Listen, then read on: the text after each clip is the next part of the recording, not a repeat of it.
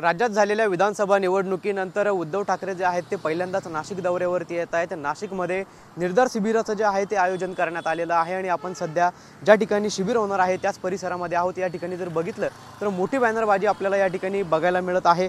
खरं तर नाशिकमधील शिवसैनिकांमध्ये उद्धव ठाकरे यांच्या दौऱ्याची उत्सुकता असल्याचं बघायला मिळत आहे। विशेष म्हणजे या निर्धार शिबिरामध्ये AI पद्धतीनं बाळासाहेब ठाकरे यांचं भाषण जे आहे ते शिवसैनिकांना ऐकायला मिळणार आहे। या अगोदर 3 सत्रामध्ये हे शिबिर होणार आहे। यामध्ये वकिलांची फौज असेल, त्याचबरोबर शिवसेनेची टेक्निकल टीम असेल, ती पदाधिकाऱ्यांना कार्यकर्त्यांना मार्गदर्शन करणार आहे आणि त्यानंतर संध्याकाळी उद्धव ठाकरे हे संपूर्ण शिबिराला संबोधित करणार आहेत। जिल्ह्यातील ज्या 15 विधानसभा मतदारसंघ आहेत त्या मतदारसंघातील प्रमुख असतील, त्याचबरोबर कार्यकर्ते पदाधिकारी असतील, यांना मार्गदर्शन केलं जाणार आहे।